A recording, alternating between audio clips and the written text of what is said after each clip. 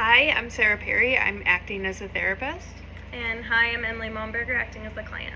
Okay, just some background information. Emily is a current client of mine. I saw her 3 weeks ago for anxiety, and she had called and made an appointment for worsening symptoms. Hi, Emily. How are you? Okay, kind of stressed. Tell me a little bit more about that. Well, work has been really hard because there's these new projects that are exciting that I get to do, but it just means I'm spending more time. I'm anticipating I'm going to be spending a lot more time away from home, which is just against everything I've been trying to do, like we've been talking about the work-life balance. Yeah, that's been something you've been really trying to figure out and navigate, and you seem stuck right now with that. Yeah, and it just feels bigger and bigger now that these things are here, and I really want to do well at them, but I won't be home as much. So I know that we met 3 weeks ago, and we talked about a plan, and our next meeting was a week from now, but you had called and shared that you really needed to come in and talk. Can you tell me a little bit more about that? Yeah, I think I had like a panic attack, and that's never something that's happened to me before, so I am just not sure if I'm handling things like in a good way, because it's happened twice now, like since we met last. Yeah, I'm really glad that you had called so we can talk and kind of go over some things. So before we get started, I would like to do what we call a mental status exam, and that's just asking a few questions. There's no right or wrong answers. It's just to get a better understanding of what you're going through right now and how you're coping. I'd also like to pair that with a strengths assessment and a goals assessment to work off what's working well for you right now. How does that sound? Are they like really long? No, they should take about 5 to 10 minutes. Okay. All right. And after we do this, we will go over it together so you can get a better understanding yourself of everything that we've kind of reviewed and talked about. Okay. So one of the things that we have to do for the mental status exam is just to see if you're oriented to date and time and name. So if you could tell me your name and birthday. Emily Momberger on March 7, 96. Okay, thank you. So tell me a little bit about what's been going on. Well, I got this cool opportunity at work to be more involved like I wanted to be, and like it feels really good and like hopeful, and I like the work. But once I started thinking about and starting with that, like starting the project, I was getting really nervous and overwhelmed because I was staying later and later at work, and then that means I'm not coming home on time, and so it was just feeling like exciting but really bad that I wasn't coming home. So once I actually had to meet for the first time with the principal, right after, it was just really weird. I think that's when I had the first panic attack. What do you mean by really weird? Tell me more about that. I felt really sweaty and lightheaded, and it was hard to breathe. And I know we've talked about taking really deep breaths very intentionally, but this felt like I couldn't even catch my breath to do that. And I was spiraling in my head. So in the past, you described your symptoms as a lot of thoughts swirling in your head, sweaty palms at times. What other symptoms were you experiencing?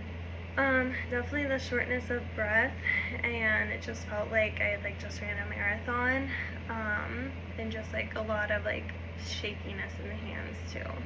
What has that ever happened to you before? No. So you kind of described what people call panic attacks. Oftentimes when people experience anxiety, panic attacks can be a part of that as well. And it's that racing heart, hard to catch your breath, sweaty palms and hands. Can be really scary. Yeah, wasn't sure what was happening. Yeah. Was that the first time that that's happened to you? Yes. Okay. And then it happened I think a week later, when I was getting home late, and my partner was getting upset, and that happened the second time, and then that's when I called after. What would you say the triggers are to these panic attacks? I think it was like kind of being met with like something maybe I did wrong. Like it was like after that meeting with the principal when I felt like I hadn't done enough, and then it was the other one when I was getting home but also felt like I did something wrong. Does that make sense? Well, what do you mean by, tell me more about doing something wrong? Because we've been working on like the life and work balance thing. It was like I didn't meet that expectation at work or at home, and so when I was like confronted by that in the moment is kind of what triggered it, I think. So when you're confronted with that, you feel that trigger. What happens first? Tell me a little bit more about that. I think first I definitely noticed that's when I started the spiraling in my thoughts, like, oh, that didn't go very well, I shouldn't have done that, I should have done more work, I should have left work earlier to be home, and then those spiraling thoughts, I like took those deep breaths, but it just wouldn't stop, and then that's when I noticed like the sweatiness and the heart racing. What happened after that? How were you able to get your body to calm down? I feel like I just had to kind of wait. I kept taking those deep breaths, like doing like the hand squeezes to like get feeling back in it, and then I don't know, I feel like it took too long. When you say too long, how long do you think it occurred for? It felt like forever. I guess the first one, by the time I felt like I could like be okay and go back to work was like 10 minutes, and then the second one I think was probably around the same amount of time. When you were at work, how were you able to get your body relaxed and able to re-enter what you were doing? I don't think it fully did. I think I just kind of like was able to come down from it a little bit and then just like shove it away and keep working. And then you were able to just continue on throughout your day? I definitely still felt a higher level of anxiety the rest of the day, but I just like really compartmentalized it. Okay. Can you tell me a little bit more so I can have a better understanding when you felt like the anxiety was high but you were able to put it away? How is that, where's the separation from anxiety that you can put away versus the panic attack where it just seems so uncontrollable? Yeah, good question.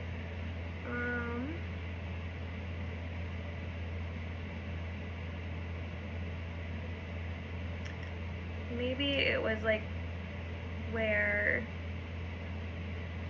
I was actively doing something at work, so maybe like that motion or just being in action was helping me to stop and like be able to compartmentalize, versus like when I got home, I was home and there wasn't anything to like distract me, and so I could really feel the anxiety. Or after like my adrenaline was running when I was talking to the principal, and then after that meeting I also had a moment to myself, and so it was like I could actually feel it. Okay. So when you don't have distractions, it feels heavier and you have less control over that. Yeah, Okay. that makes sense. And that is really scary for you. When you came home to your spouse and your spouse confronted you, how were you guys able to work through that? He did a good job of knowing that these things at work were important to me, and that I am trying to get home earlier, but I think I just kind of, once I went into the panic attack, he more so just went into like trying to support versus continuing to argue, and so we haven't really talked about it since then. How would you, how do you feel about your spouse's support? In that moment, I felt like it went really well, but we just haven't really talked about it since then. So it's been like, I guess, a week now, and I've been coming home but still working, so we just kind of, I think he was just waiting until I could get here and talk through it more.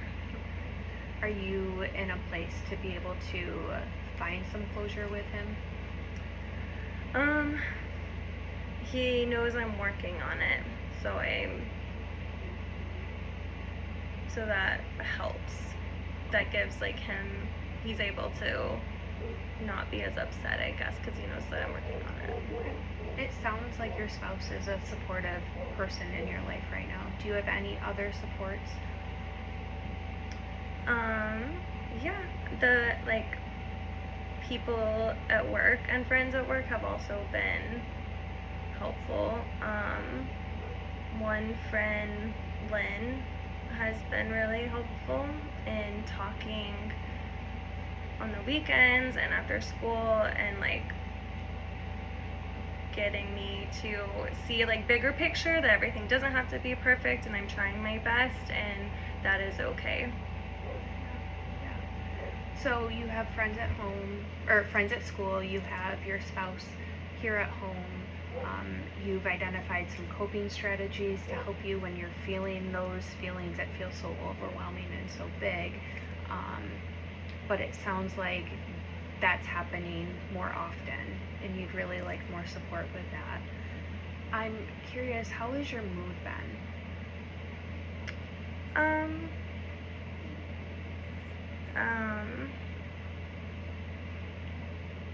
I'm really like more so easy to anger. I feel I'm definitely like more anxious all the time, really consumed by like thoughts of work and family and more stressful. Yeah, I think sometimes when individuals experience that anxiety, we have a lower tolerance because our body's already working really hard to regulate the best that we can. So that is pretty typical, pretty normal to feel like that, like you're hanging on by a thread. That's good to hear. So I would like to kind of go over the strengths that you had identified and also a goal that you had set. I appreciate you filling these out. So you identified 3 strengths that you're good at: perspective taking, you have empathy and open-mindedness, you have commitment to justice and equality, and self-awareness and reflection. Tell me a little bit more about the perspective taking. Yeah, I think it's been helpful with working with so many different people, and especially like in this environment at a school and like working with other adults and kids, to know like we all come from different backgrounds, and I think I've done a good job of understanding other people's strengths and areas of growth, based on how they grew up as well, and that's helped us like have a really close team at school where I feel that support. I'm curious how we could use this strength to help support some of those stronger feelings of anxiety. How could you have empathy for yourself? Yeah, I think that's been tough because I feel empathy from like my partner and from like my friend Lynn, but it's been harder to like point it towards myself. Is that something that you would like to work on through therapy? Yeah, I've heard like some different ways to like self-care and stuff, but that like even saying like you deserve time to have time to yourself is hard first step. Yeah, it's something that we can definitely explore more, so it doesn't add more stress on your plate. We definitely don't want to do that, so we can take it slow and we can kind of come up with a plan that would work for you. Some additional strengths that you would like to develop further is to reduce tardiness or better time management. Talk to me about that.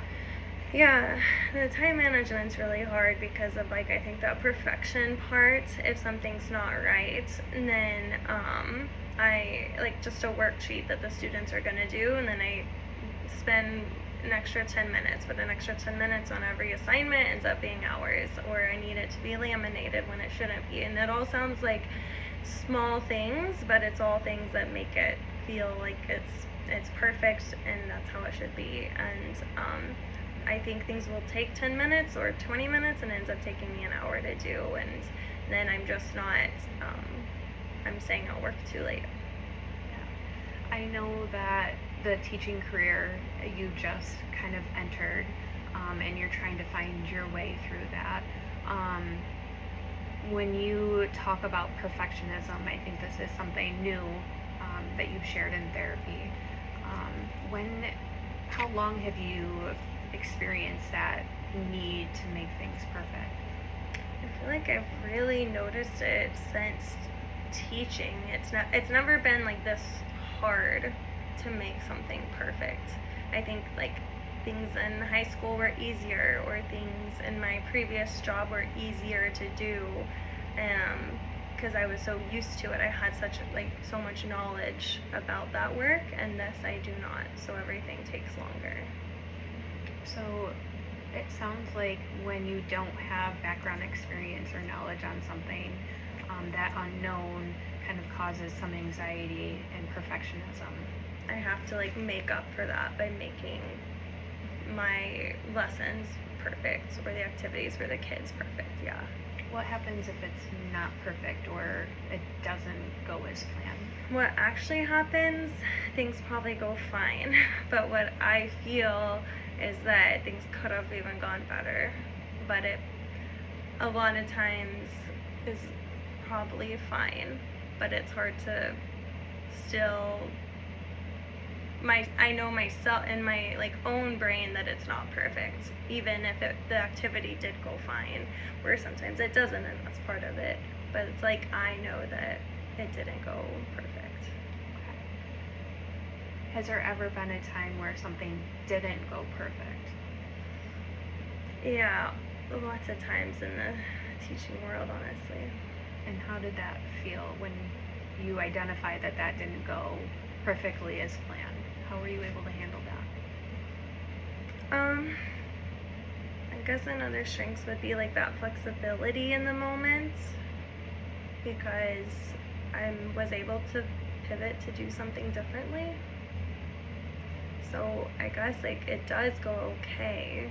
It's just the like anticipation of it maybe, or when I'm preparing for the lesson, I'm trying to make it perfect so that if anything does go differently, I can handle it. Yeah. From what you've just shared, if you've had times where things didn't go perfectly and everything was okay and you were able to be flexible and pivot on to the next thing, and I think that's just going to take a lot of practice, and just being in that moment and accepting that that's where it is right now. I'd like to definitely include that in our therapy work together, is just talking about times where things weren't perfect and exploring that a little bit more, and how you manage that. Getting myself to like actually believe it'll be okay. Like I don't need to prep as much, because maybe I do have that skill of like being flexible in the moment. Yeah, definitely. You're very reflective and insightful, and I think that strength that you identified before is great, and it's going to help us in this therapy process as well. So I just wanted to kind of go over moving forward, how we should kind of handle this. I know with the 2 recent panic attacks that you've experienced, it's been pretty scary. I would like to maybe go over some medication options or increasing therapy time so we can see you more frequently. How does that sound? How frequently, like, would you recommend with all this going on? So I think I had you once a month. How would twice a month sound? Yeah, and then if like that doesn't work, would it be like really hard to change? No, we can definitely go to a once a week schedule, or we could move it to once a week now if you think that's what would be best for you. Yeah, let's try it. Okay, great. Great. So just to kind of sum things up, you came in because you were experiencing some panic attacks pretty consistently. You had two within a week. You've been kind of working hard to manage that anxiety, and with work and the additional pressures of managing personal time and work time and balancing that out has caused some additional anxieties more recently. So we'll increase therapy, work on the strengths that you have of that perspective taking, reflectiveness, and insightfulness, and come up with a plan. How does that sound? That sounds good when you're able to like wrap it up like that. It feels like good work was done, even though it's hard to see. So I appreciate you coming in. Thank you so much. thanks.